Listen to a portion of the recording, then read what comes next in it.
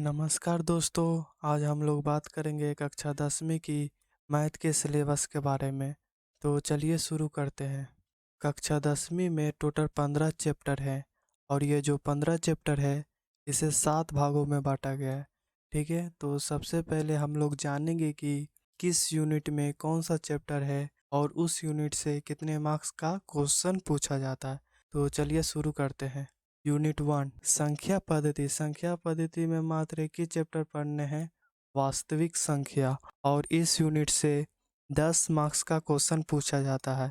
अगला है यूनिट 2 बीजगणित में 4 चैप्टर आते हैं, बहुपद, दो चार वाले रैखिक समीकरण, युग्म, द्विघात बहुपद और समांतर श्रेणी। और इस यूनिट से 20 मार्क्स का क्वेश्चन पूछा जाता है।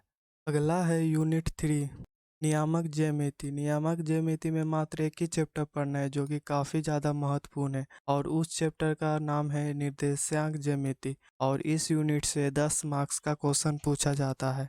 अगला है यूनिट 4 त्रिकोणमिति में 2 चैप्टर पढ़ने हैं, त्रिकोणमिति का परिचय और त्रिकोणमिति का कुछ अनुप्रयोग। और इस यूनिट से 20 मार्क्स का क्वेश्चन पूछा जाता है। ठीक है, अगला यूनिट है यूनिट 5 ज्यामिति में 3 चैप्टर आते हैं, त्रिभुज, वृत्त और रचनाएं। और इस यूनिट से 20 मार्क्स का क्वेश्चन पूछा जाता है।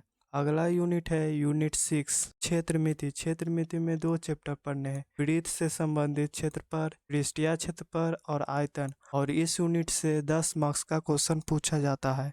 अगला यूनिट है यूनिट 7 और इस यूनिट में 2 चैप्टर पढ़ने हैं, सांख्यिकी और प्रायोगिकता। और इस यूनिट से 10 मार्क्स का क्वेश्चन पूछा जाता है। ये था कक्षा 10वीं का मैथ का सिलेबस। ठीक है, तो अगले क्लास में हम लोग शुरू करेंगे वास्तविक संख्या। तो आज के लिए इतना ही। तो वीडियो अच्छा लगे तो लाइक